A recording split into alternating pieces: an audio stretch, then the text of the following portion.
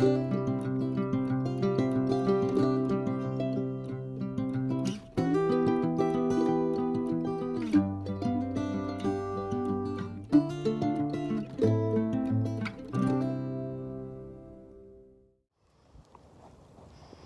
folks, Jim Webster here, and we're just taking a little walk today, seeing if we can find any sheds or check out our food plots and check some cameras. Today is March 16th, 2020, and with this coronavirus thing going around, everybody's going nuts, but I'm in the woods, so I ain't gonna worry about it. But please subscribe to the channel if you would, and we'll be doing a lot of food plot videos this year and trail cam reviews and things like that. So I'm kind of new to YouTube. I did have a couple videos out on some gun reviews that I did and got some pretty good results on those. So I decided to start doing some more videos. So please subscribe and welcome. Thank you. And you look around here. This plot was planted last year in Whitetail Institute winter greens, and it did really, really well in here. And just got the soil test back last week on this. Our soil pH on this plot is 6.8, so don't have to do too much to it for this year. So, and it's a small plot. It's only about a quarter or an eighth of an acre rather, but it had good tonnage on it, and the deer were on it pretty heavily all the way up. They're still coming in here browsing a little bit, so pretty happy about that. So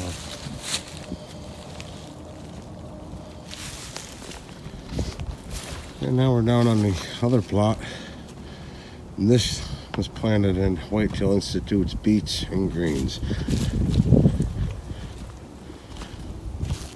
Like I said, today's March 16, 2020. It was cold this morning. It was 16 degrees at 5 o'clock this morning.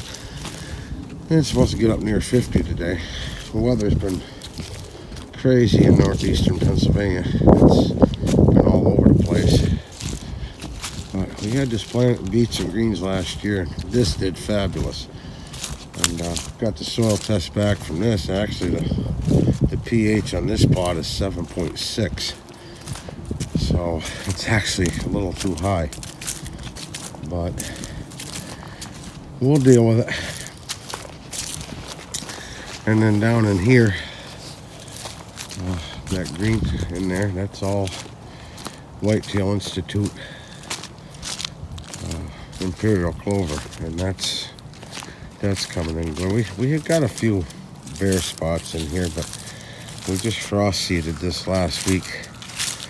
So, and I see some germination on some of the stuff, so it'll get in here.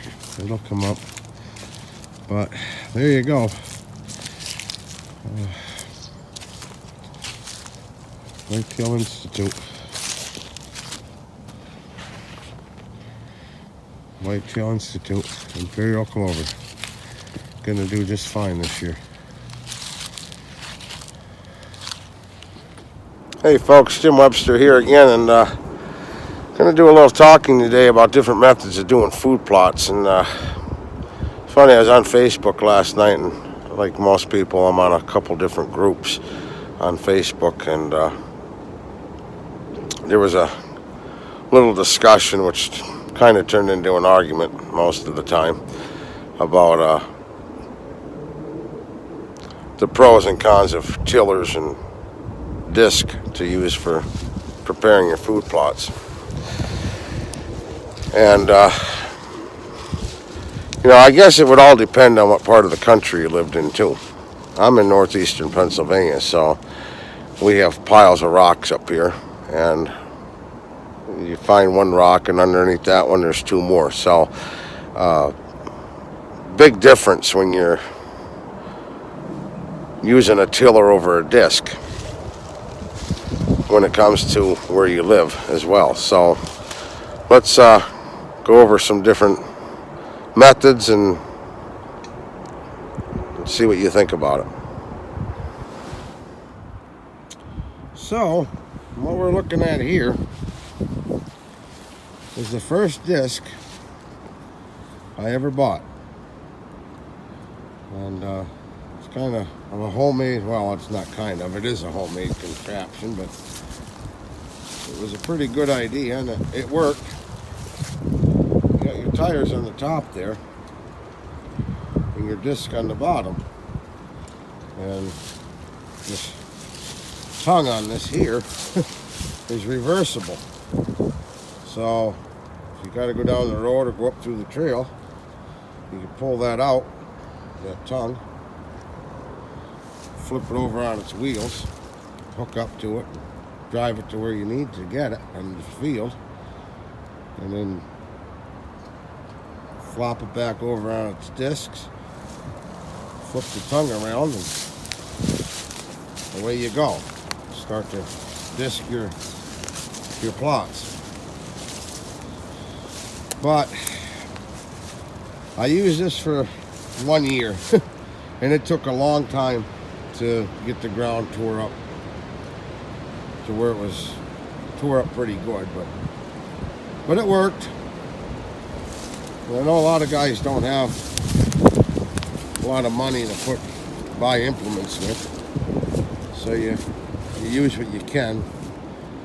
I've upgraded since this time, but I ended up finding this on Marketplace and drove about 40 miles to go get it. The guy had it on Marketplace and I gave him $100 for it. So, but it worked. Did what it was supposed to do.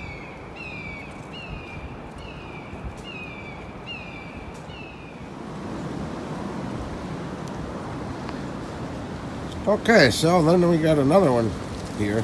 This is another disc that I bought off Marketplace. I bought this last year, 2 years ago, I'm sorry. And the gentleman had this one. It's a really nice shape. And it's a Lindbach. And I paid $500 for this one. So they're out there. You don't have to buy a brand new one. You know, you look around, you can still find some nice equipment. And put this box in the back of it. This was already on there. And it's got them concrete slabs in there to add weight to it. You see the discs are in beautiful shape.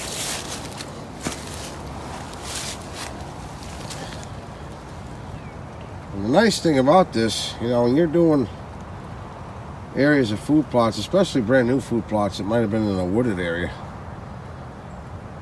you're going to have rocks and roots, tree roots. Even if you pull out the stumps, you're still going to have the root system of the tree in the ground, and a disc will go right over top of it. You know, it might kick it up. You're not as likely to get it bound up in there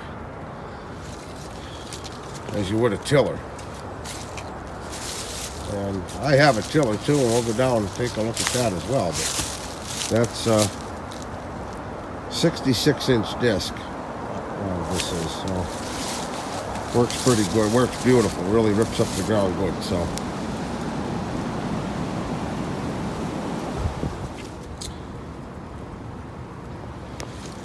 all right, and here's our tiller. This tiller is a 5-foot tiller made by Cherokee.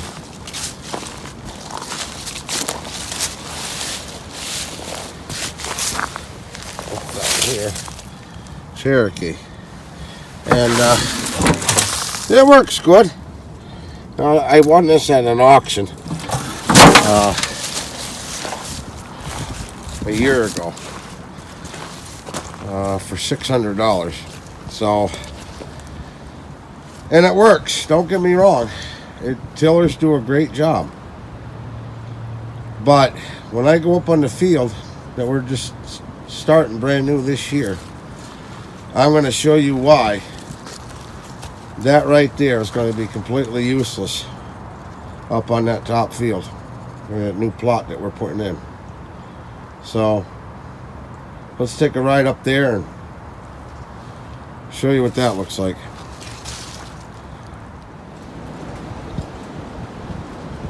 Okay, so here we are up on this new plot that we're putting in, and it's not a real big plot by any means, just the beginning stages of it.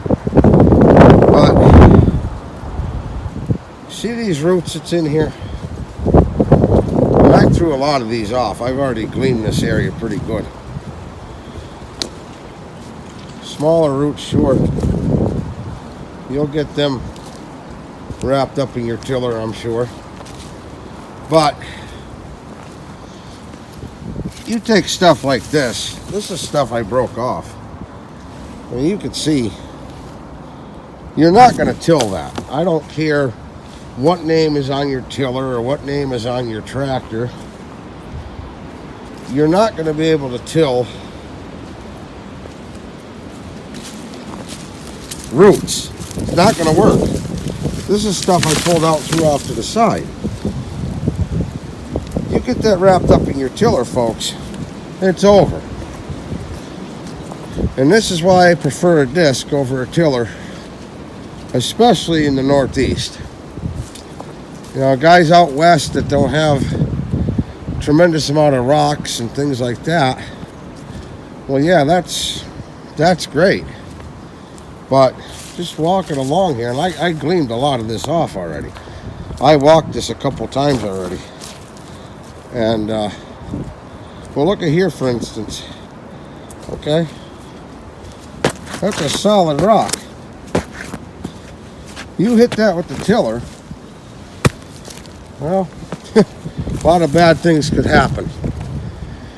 So, like I said, I'm not trying to start an argument or get anybody upset. I mean, tillers are a great tool. They do a beautiful job.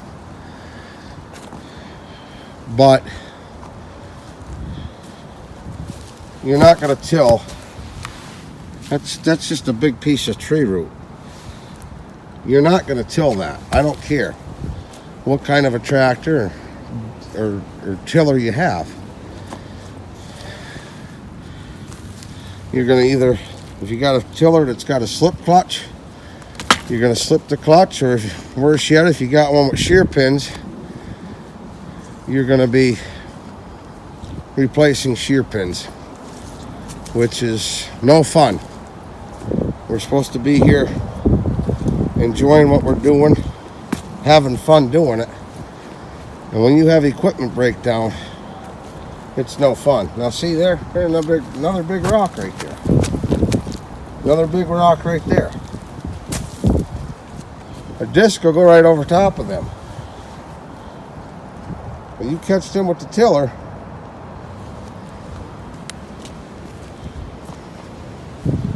I know, folks, this is a brand new plot. A lot of ruts in here yet. This is just the beginning stages.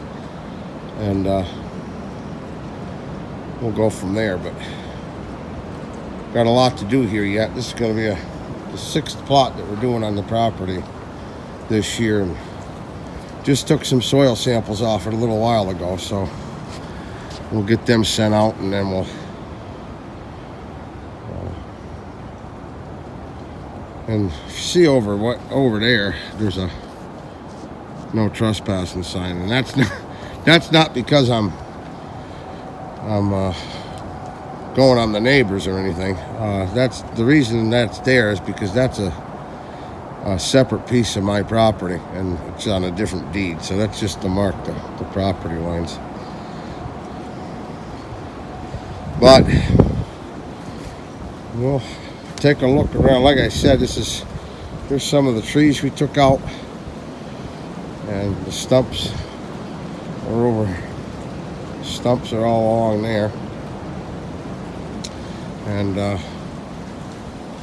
we'll get this planted, get the soil test sent out, see what we got to do for liming and fertilizer, and then we'll have this planted for probably a fall plot. So, but that's what I wanted to talk to you about with the difference between a disc and a tiller when it comes to putting in, especially new food plots in wooded areas.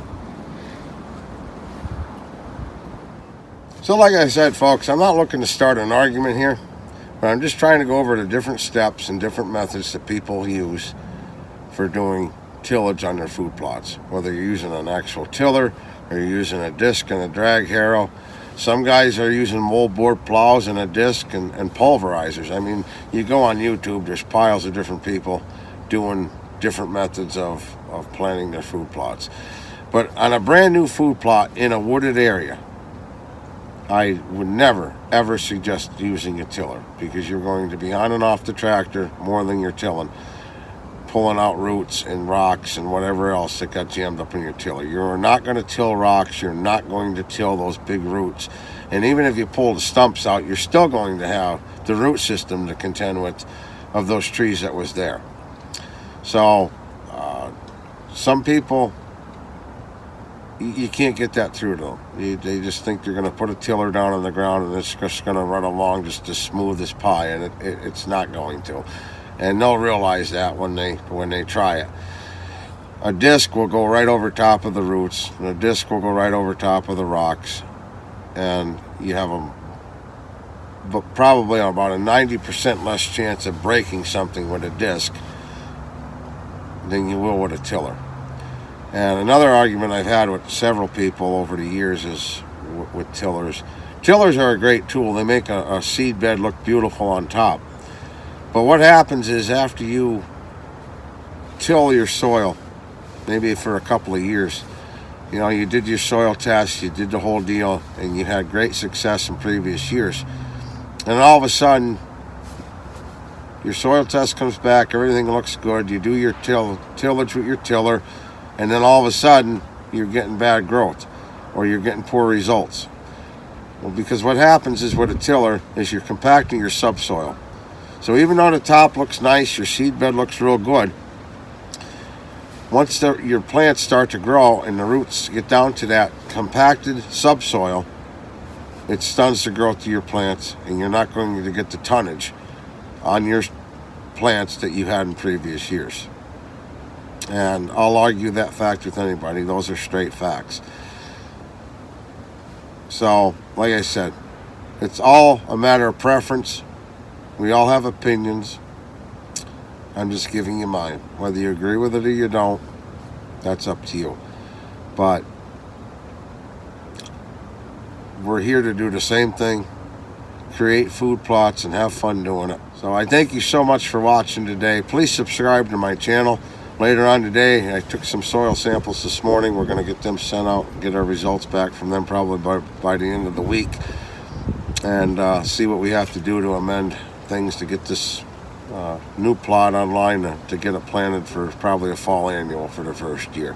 So thank you so much for watching, and we'll talk to you again real soon. Take care.